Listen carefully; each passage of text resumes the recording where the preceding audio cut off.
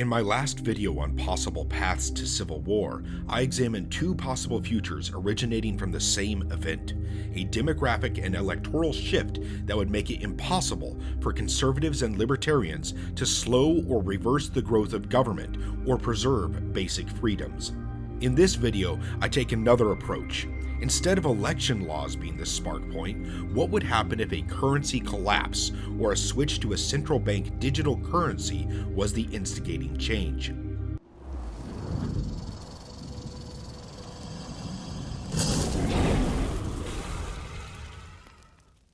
Many may not know what I'm talking about when I say central bank digital currency, or CBDC, but this has been in the works for a long time now and would be the linchpin of both a formal or informal social credit system. As we have seen in recent years in Canada and other places, authoritarian governments have no problem freezing the financial assets and bank accounts of people they consider to be undesirable. People don't even need to commit crimes to be targeted by their government and financial institutions. They just need to have the wrong opinions. Keep in mind that everything we do online and on any social media platform is tracked. Every department of the government, from the DMV to DHS travel records, tax records, your health records, yes, at this point I consider them a department of the government, and background checks for firearms purchases all exist in records that don't go away. All they would need is a way to conglomerate all that information into a single database. And that is easy. That is nothing more than what data miners already do on social media. It is just a matter of coding to expand what those companies do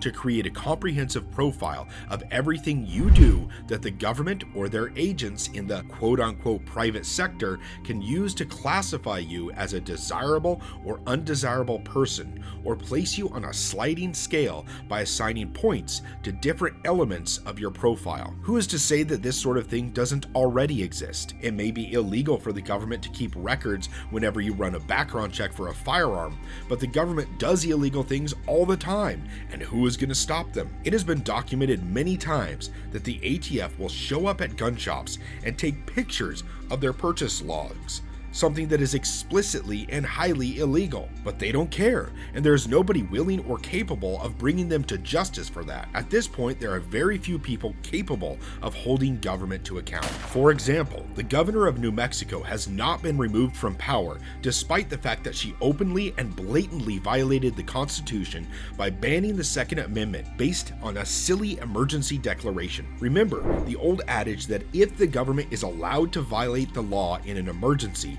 there will always be an emergency, so they can always violate the law. Yeah, you can't convince me that this wasn't a test run. They were testing the waters in a low-risk, controlled setting to see how people would react when they curb-stomped the Constitution. They got lots of juicy information from this, and so they have won this round. Even though her order is being ignored, the fact that she isn't arrested and is still in power is by all definitions a win for the authoritarian left. They got information and they are still in power, despite blatantly trampling the Constitution. There is no way to define this other than a win for them. So if the government and their mega corporation cronies already have everything they need to launch a social credit system, why haven't they done so already? Simply because people would resist.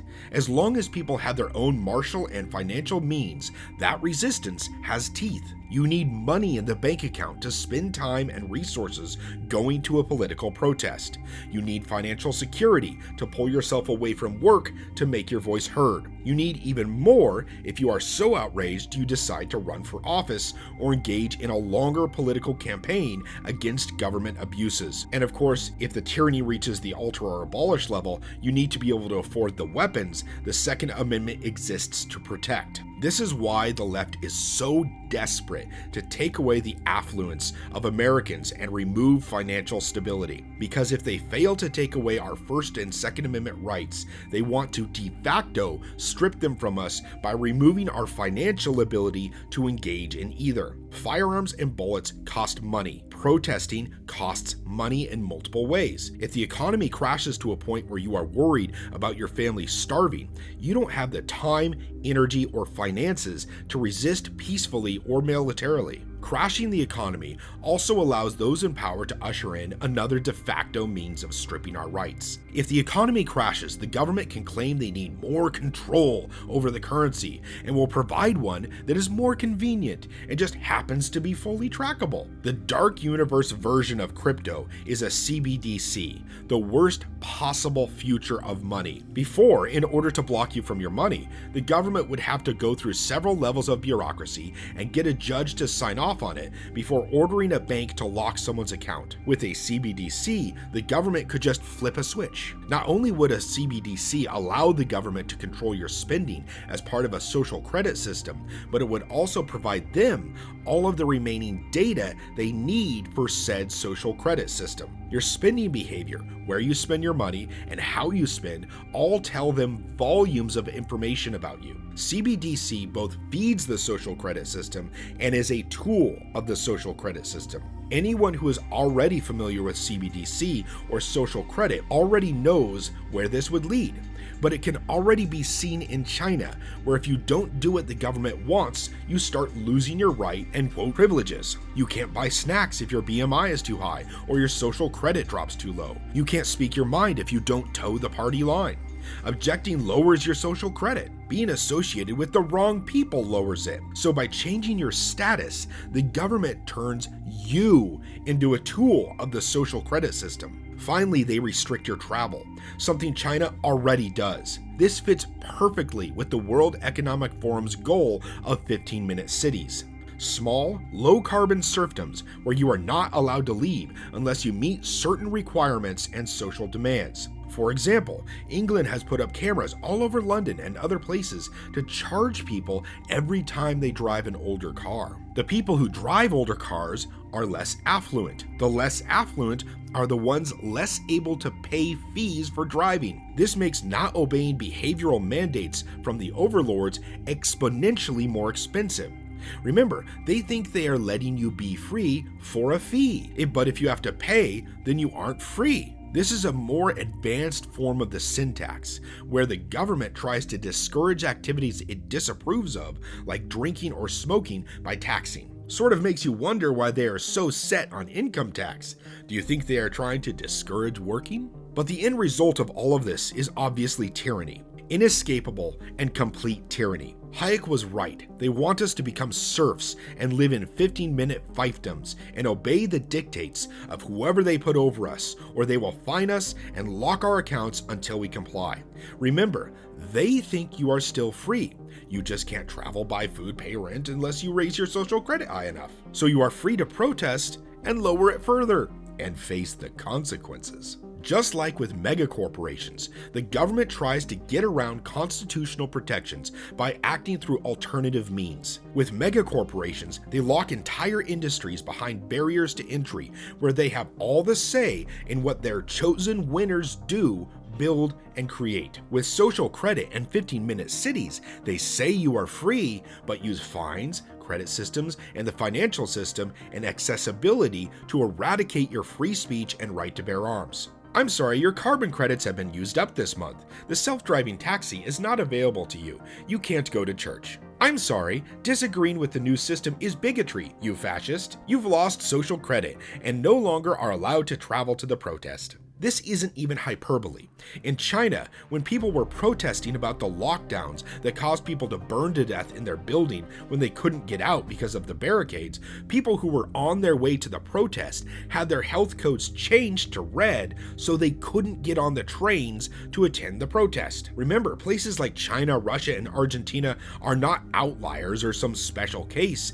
They are just ahead of us on the journey to totalitarianism. What we see as cartoonish and silly in England is something they will try to force on us in just a few years. So how does this lead to civil war? The financial collapse itself could lead to an unavoidable conflict. People aren't dumb. Peace becomes an afterthought when you're worried about feeding your children. Even in Argentina, people eventually realized it's the government's fault that the economy collapsed because of taxes and currency printing. What people don't realize is that our currency is unnaturally stable. We are the reserve currency of the world, and many countries suck up dollars as a better storeholder of wealth than their own currency and as a medium of exchange with other countries. Over the past 3 years, we printed over 200% of our money supply, but only experienced 60 to 100% inflation. I know that is higher than the government numbers, but I believe that is an accurate reflection of inflation over that period based on my personal index of essential goods and services. So where did the rest of these physical dollars go? Obviously, they were sucked up by other countries because they inflated their own currencies worse and so needed even more dollars to prop up their economies and governments. But what happens when we inflate our currency so bad and our economy crumbles so much that the dollars are no longer viable currency of exchange or storeholder of wealth abroad? All the dollars held by other countries start flowing back into the US all at once, causing massive hyperinflation. I'm not talking about 30% a year, I'm talking about 700% in a month. There is currently far more dollars held abroad than currently circulate in the US economy. And inflation, when you get down to brass tacks, is really just the number of dollars chasing the amount of goods and services available in an economy, aka economic activity. So if the dollars grow too numerous or economic activity drops too low, you have a system crash. Now consider those in power want the dollar destroyed so they can implement their CBDC as a keystone for their new social credit system.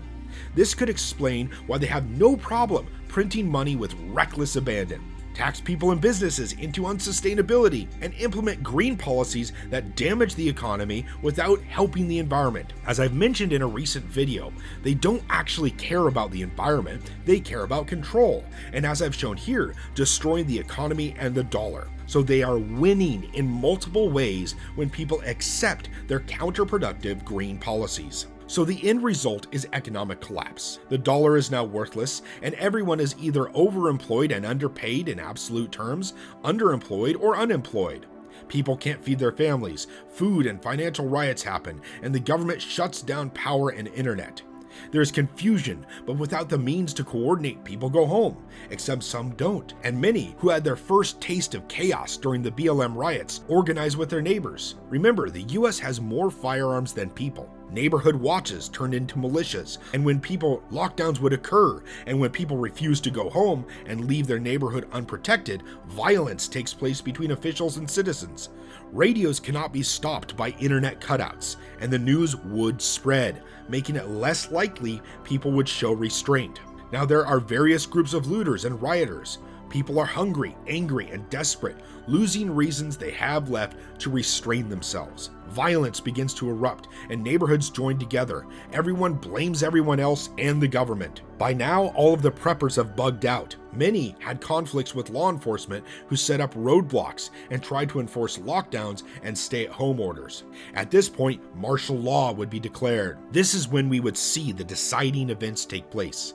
Any remaining conservative governors and state leaders might rightly point out that the entire situation was manufactured and the result of big government, and the government taking complete control and implementing its new CBDC is the last straw. You could see a similar situation to the first scenario I discussed in my other video, with an alliance of states and rebel military bases defying federal authority, but it is more likely that it would play out like scenario 2, this being that there would be a slow burn of violence, attempted enforcement, and bloodshed.